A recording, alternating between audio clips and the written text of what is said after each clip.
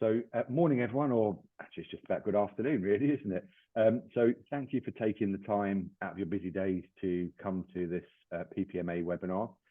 I'm Mark Porter. I'm the head of HR at the London Borough of Havering and a board member at the PPMA, and I'm your host for the webinar this afternoon. This is one of a series of webinars from the PPMA that brings you fortnightly thought-provoking topics from a wide variety of speakers. And today we're delighted to be joined by Rachael Morris, who's a senior consultant at Penna, and she's Penna's HR lead, and also Mark Lumley, who's the Director of Digital IT at the London Borough of Hounslow. Mark's also the Vice President of SOCITM. And they're going to talk to us about all things AI in the organisational context and in the HR and OD space as well. Now they're going to be talking about the benefits and concerns with AI in the public sector, and how the time is really now for HR and IT professionals to join forces to create digital solutions for a better workforce and better served residents. But I don't want to spoil Rachael and Mark's thunder. So just a couple of housekeeping things before we start properly. The session is being recorded so that anyone who can't attend today can watch on catch up. But don't worry though, only the presenter and me will be visible on the recording, and you can keep your camera on if you want to, but you won't be visible in the actual recording. And also, as a bit of housekeeping, can I ask that we all turn our mics off during the presentation? And we will have the opportunity for questions at the end, although if you want to, you can add questions in the chat as we go along, and then we can pick those up from there. Okay, that's enough from me. So I'm looking forward to hearing all about what Rachael and Mark have to say. So Rachael, over to you. Thanks, Mark. Great introduction, and good afternoon, everybody. Hope everybody is doing well. I can see a few of you on screen, but if you're feeling brave enough, please pop your cameras on. It'd be lovely to see you, and great to see some faces of people that I've met along the way. So just very quick, furthing on from Mark's introduction, some of you may know me, Rachael Morris. I used to be on your side of the table in local gov. So I worked for 21 years in the public sector, most latterly as a HR business partner at a unitary authority in the Midlands. I turned to the light or dark side, depending on how you feel about that, earlier this year, and joined Penna as a senior consultant, where I'm really excited to kind of develop a new load of skill sets and talk a little bit more with the industry about some really exciting new developments that, you know, the public sector sometimes there's lots of different elements of challenge with implementing new ideas, new innovations, and we're all on a transformation and technological digital journey. So it's absolutely fantastic to be joined today by Mark, who's our expert, and he's going to be talking through some of the elements with regards to SOCITM's research and insights and innovation in terms of the discussion that we're going to have today. So we're going to have a bit of a slide presentation from Mark, and then we're going to do a bit of Q&A after that. So Mark, massive welcome and thanks so much for joining myself and the PPMA community today. Some great HROD professionals on the call who I think are really going to be interested in the subject that I think from my conversations, a lot of people are talking about, but not many people are actually doing anything about it at the moment because there's lots of challenges and lots of things that we're hopeful to discuss today. And one of the things that I think I said to you was around how do we develop that relationship between HR and ICT colleagues in a transformative agenda. And don't think I've seen that so much in my history as a local gov officer, but I think this is really now the time to get IT and HR around the table to start to think about some of that longer term strategy. So some of your thoughts on this subject are fantastic, really insightful, and we hosted a Penna roundtable with the MJ, SOCITM and some industry leaders where we talked all things AI, and that's kind of borne out this conversation today with our PPMA community. So I'd love us to take everybody on a journey then in the next sort of 20-odd minutes. And I know you've got some slides to share, so I'll hand over to you for those, Mark, and then we'll come back and have a bit of a Q&A. So welcome and thanks. Thank you. Thank you for the introduction there, Rachael. And hopefully then, if I've done that right, this is always when an IT person does screen sharing, it's always a bit of a test, isn't it? It's always a stress. So hopefully you can see that. And I think today is, I've got thumbs up, thank you. This isn't death by PowerPoint either, I should say that up front. Just a few slides around some of the thinking that SOCITM has been doing, and just the fact that I think I'm here today and have been invited today is the start of that journey on more OD and IT collaboration in the public sector, and I think it's really, really important that we continue to do that. So just to start with, I suppose, really just a bit of a show of hands or waving, or in the chat, who has used Chat GPT or equivalent? There are a number of them now in the market around. So are people using them? That's my first sort of question to the audience, to the group. So I got thumbs up, I've got some wavering thumbs, I've got some thumbs down. Excellent. Okay. So that's really, really useful, but not many thumbs, I have to say, which I think is quite telling of where we are at the moment. So that's just a useful bit of scene setting, I think. So a bit of back to the basics, I thought would be quite useful. So AI is not a new thing. AI has been around for decades now, and it is about technology and software, trying to mimic the human mind and human intelligence, but it has been around for a long time now. It's developed on this journey to what we see today in terms of what's in the press quite a lot around Chat GPT and the fact that it is now accessible to all of us. It puts it in our hands, I think, which is massive. So the journey that it's been on is incredible, really. So the amount of data that it can absorb and it can process, and technology can process, moving into things like machine learning, which is the thinking about how computers can process huge amounts of data in a way that our human minds aren't able to do, through into what we have now in this generative AI. So it's technology that learns and produces content, not just text, but images, video, sounds. That's the key thing with some of this. It is very, very different from what's gone before. It puts it in all our hands. And all of this from free language inputs, i.e. just like you were typing into Google. This doesn't need coding. It doesn't need technical people I was going to say like me, but I'm not really a technical person anymore, but it doesn't need technical people to do it. You could go on, and I encourage you all to do it. Go to Chat GPT today, this afternoon, have a look at some of the content you can get out of it. So there are some challenges on the way, and I'm going to briefly sort of talk about some of them, but this is exciting. And without sounding like a massive geek, Spider-Man geek, with great power, there comes great responsibility. And we're going to just explore some of that today. The sort of ethical framework, the privacy considerations, there's a huge amount there that we need to pick up on. So some of the foundations around what that roadmap looks like. You should be, please do be thinking about the use of AI in your roadmap of service delivery and design now. It is there already. It is a bit of a buzzword, I think, at the moment. It covers a huge amount of sort of technology and thinking, but it is here. It is here to stay. It's very powerful. It can do a huge amount of things as well. This is just some of the sort of diversity of AI applications that are possible. So enhancing systems, augmenting staff knowledge, getting us to answers quicker, getting us to produce content quicker. There's a massive skills thing that I'll talk about a bit later on as well. And I think because we're talking about huge amounts of data, and local government, public sector, I always think is in a very privileged position. We have a huge amount of data around people, around place. We're in a very privileged position, and AI and machine learning and these large language models can provide insight and intelligence on place, on people, and the future, that predictive analytics, than we've ever been able to before. So a huge amount of potential with AI now and over the next few years, I think. So I think it is really important to be brave and inquisitive as part of this sort of journey that we're on. Do talk to your IT directors. Do try to understand the potential of AI.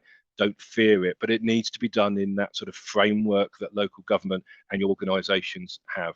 So having a framework for AI adoption, having policies around it, and SOCITM has done a huge amount of work around that with colleagues from across the country. So we've got some off-the-shelf policies and adoption and things to do's and don'ts around AI that you could look at our website tomorrow and start to adopt. One of the great powers of public sector, I think, is that sharing as well. So please do that.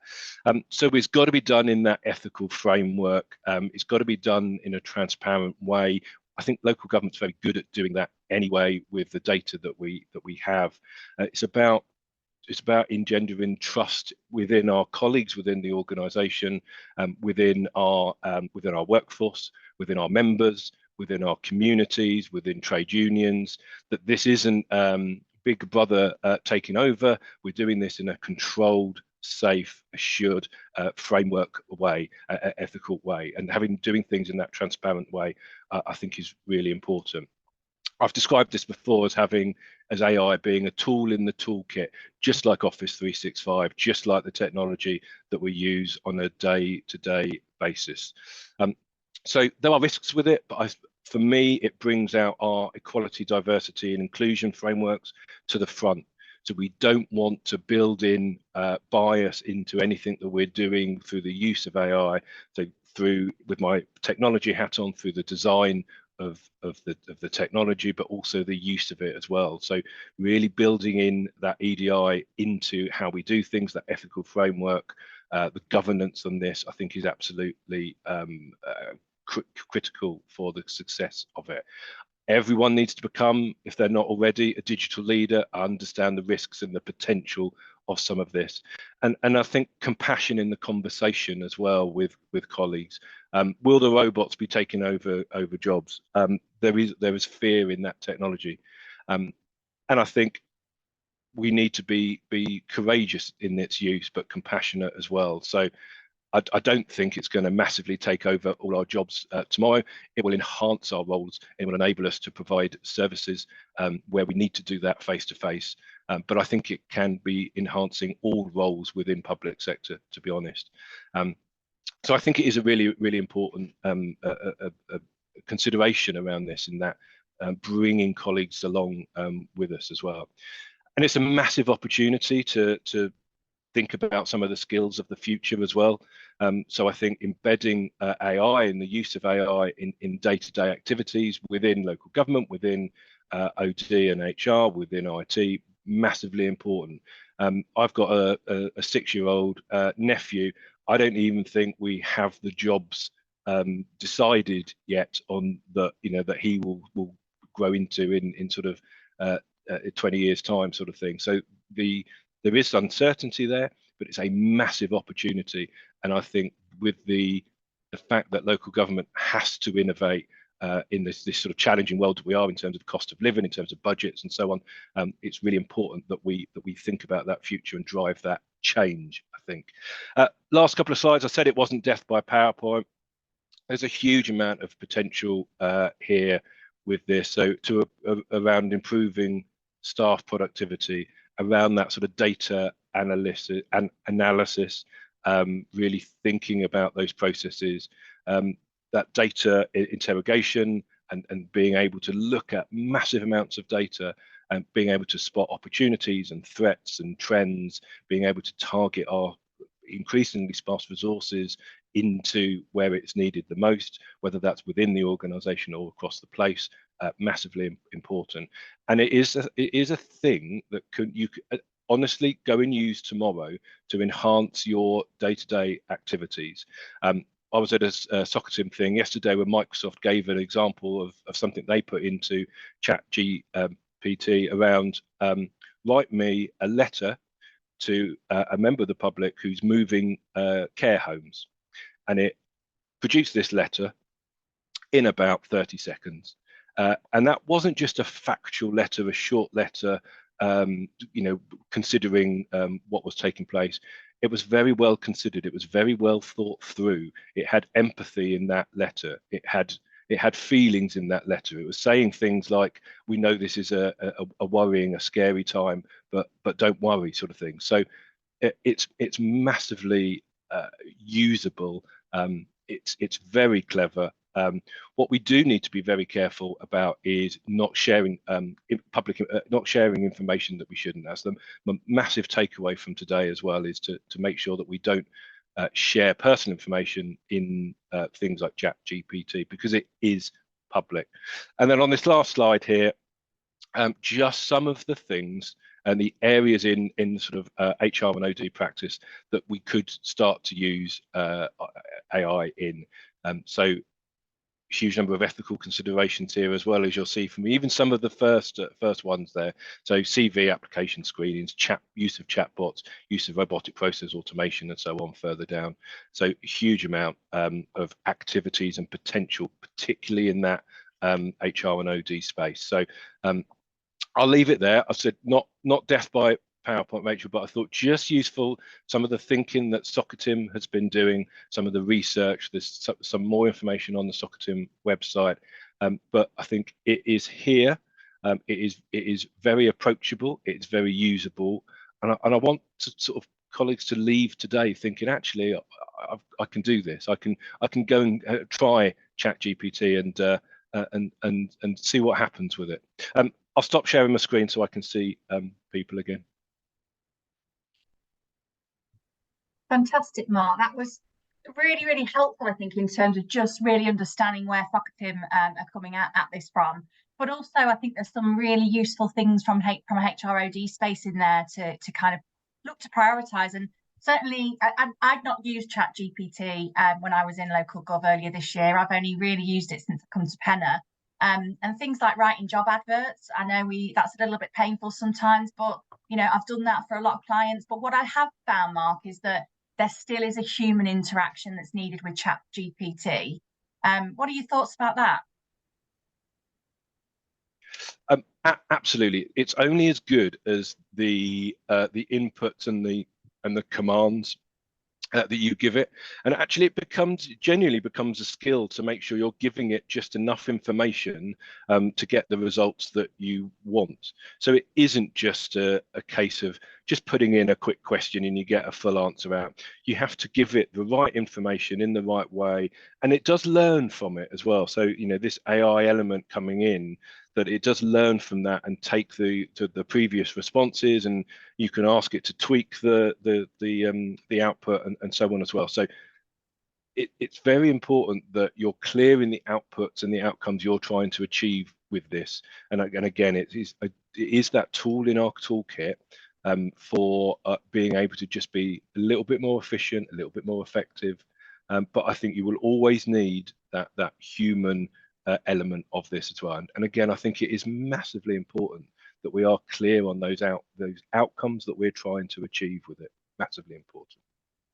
Yeah, thank you. And I think that's really important, because I think some of the models that I've found online, you can kind of go create a really fun, create a really serious one, create a business-like one. You can kind of change the tone through, I think, the Bing chat that I've got on my laptop here.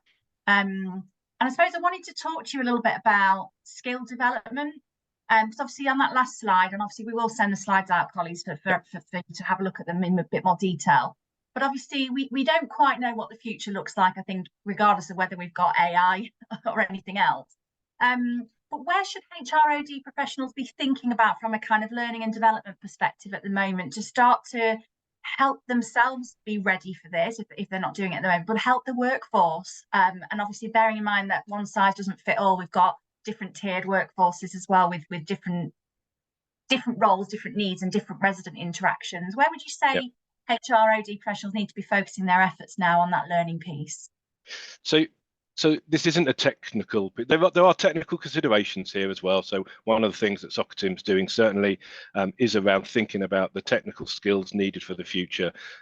But the use of ChatGPT, the use of this sort of AI technology, it doesn't need to be technical. So for colleagues on the call now, I think it's the skills needed now are about being inquisitive, about having the confidence to try it out, to be able to see where what the art of the possible is and might be in its use, and to be able to see how those clear outcomes of what we're trying to achieve with things. So I don't think it's technical skills that we're looking at now. I think it's the ethical and the IG skills are also important within this as well. So if we're thinking about our organisations, we must be thinking about the data that we're capturing.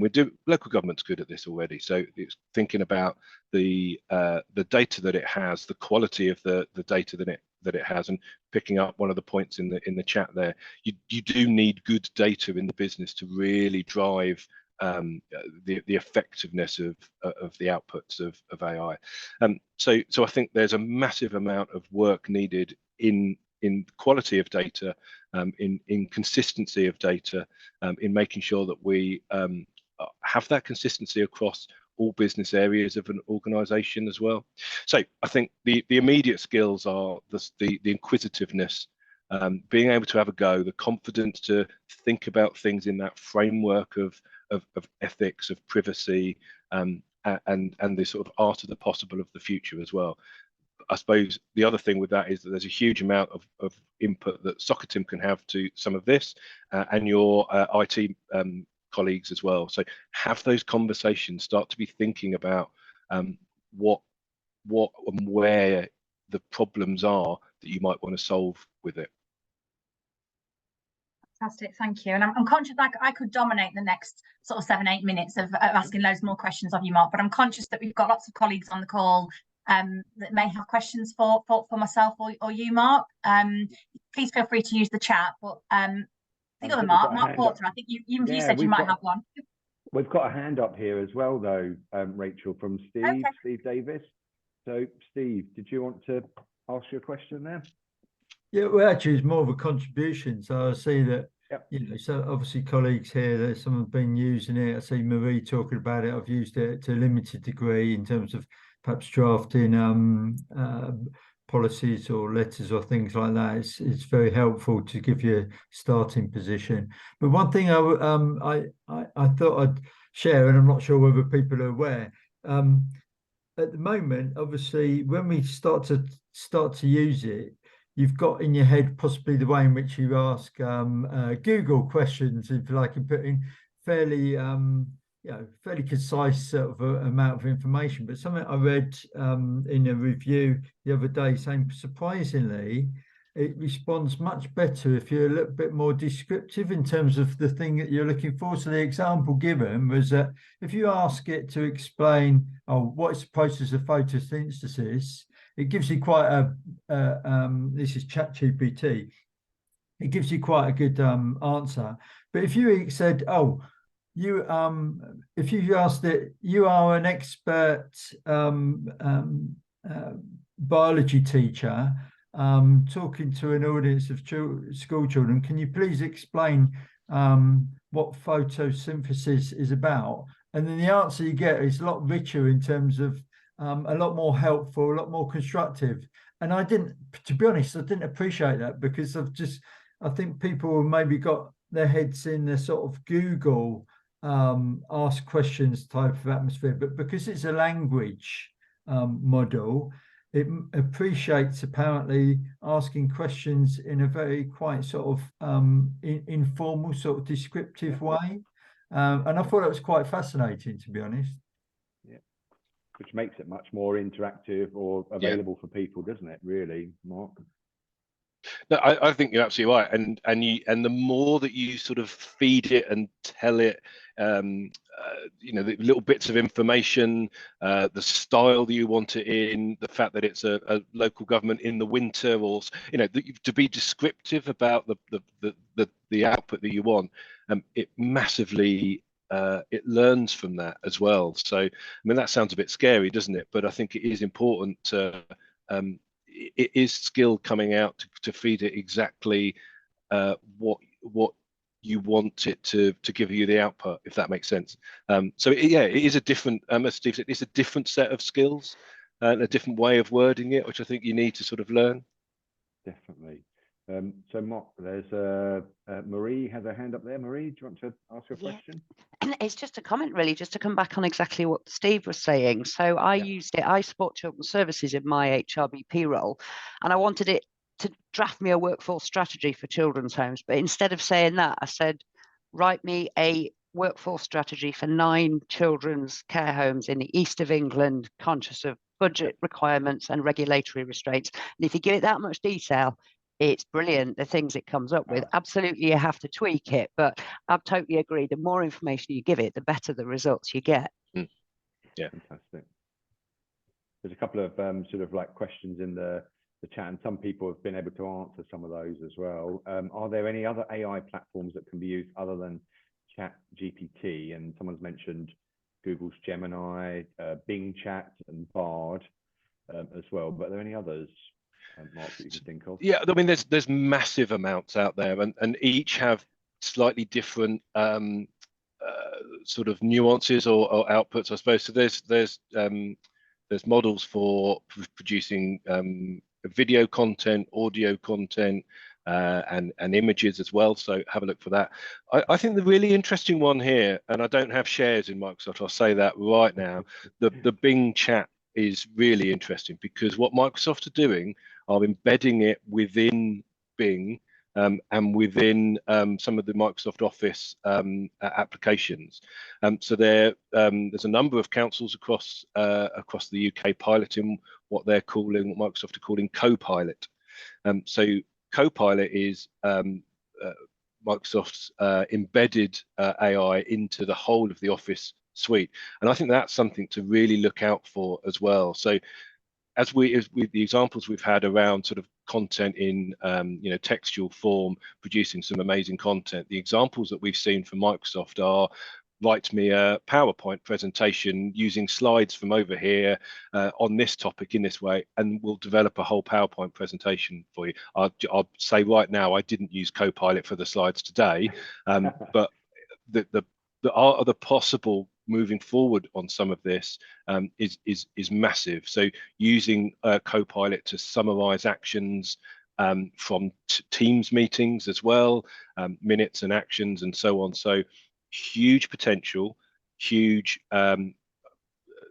concern, I suppose, for some roles within organizations. So again, framing this in the right way, landing it in the right way in organizations, and taking colleagues along with you now, so that we're not fearing some of this, I think is really important. But certainly Copilot is certainly something to look out for. That's really interesting, and Mark as well, because I think, well, for those of us that can remember, if you think of the sort of that old-fashioned sort of clip, sort of paperclip thing that used to be in sort of like Clipper, yeah, that thing there. Yeah, actually, if you had something like that within your Microsoft, rather than having to flick out somewhere else, if that was there, click on something, the equivalent, and say what you want to do, then that would be amazing, wouldn't it? There's some other things in the chat here as well.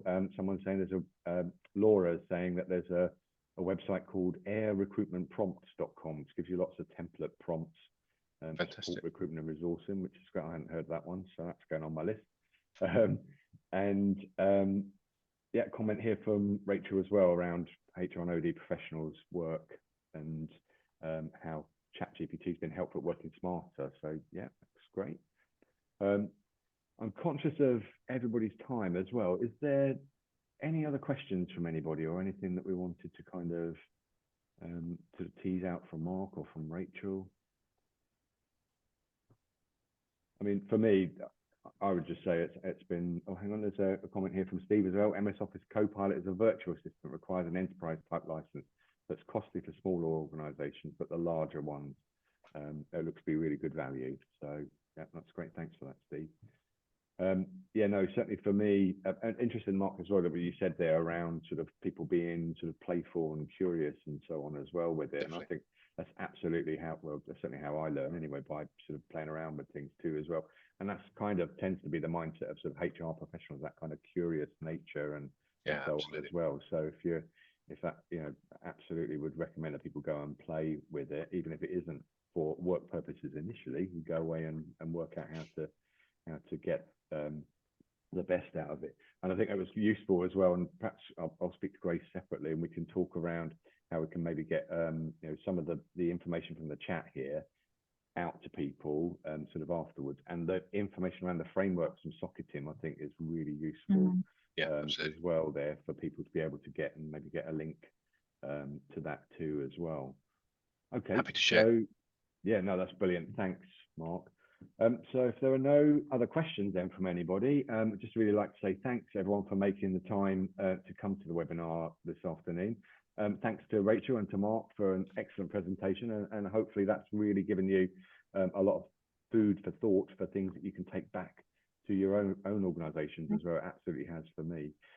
Just a couple of quick plugs.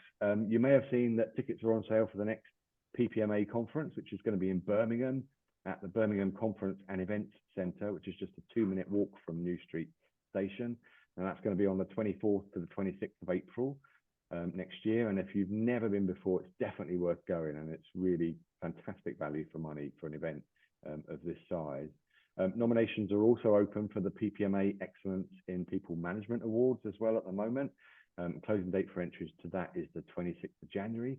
So you've got a bit of time to get an award-winning entry in to do that. And if you haven't done that before, absolutely would encourage you to do that. And as I said earlier, this is one of a series of webinars from the PPMA. Our next one is going to be in the new year. That's on the 12th of January. So keep an eye on the PPMA website and from our email flyers as well for details of that. Thank you again, everyone. Have a lovely break over the Christmas period. And I wish you all the very best for the new year, and look forward to seeing you soon at another PPMA webinar or at an in-person event. Take care. All the best. Thanks, Mark. Thank you. Bye. Thanks all.